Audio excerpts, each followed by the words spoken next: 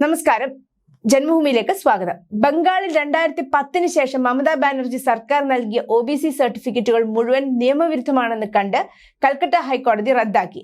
ഏതാണ്ട് 5 ലക്ഷത്തിലേറെ ജാതി സർട്ടിഫിക്കറ്റുകളാണ് ഡിവിഷൻ ബെഞ്ച് റദ്ദാക്കിയത്.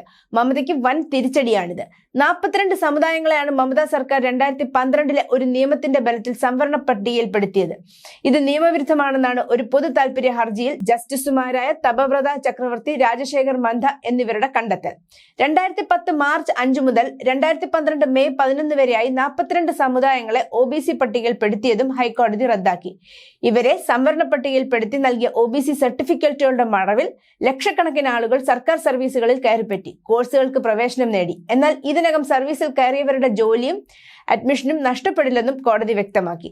പരാതികളില്ലാത്തതിനാൽ 2010 മുമ്പ് 60-ലേറെ സമുദായങ്ങളെ OBC പട്ടികയിൽപ്പെടുത്തിയത് കോടതി ഇടപെട്ടിട്ടില്ല. വിധി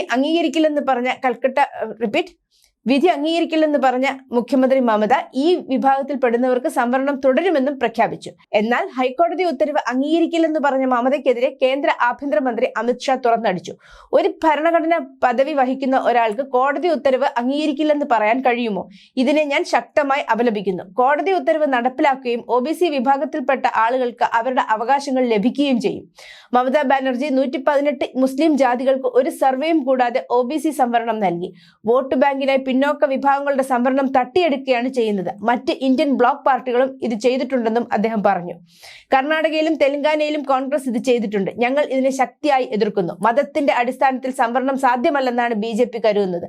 ഭരണഘടന അത് അനുവദിക്കുന്നില്ലെന്നും അദ്ദേഹം പറഞ്ഞു. News desk, Janmabhumi.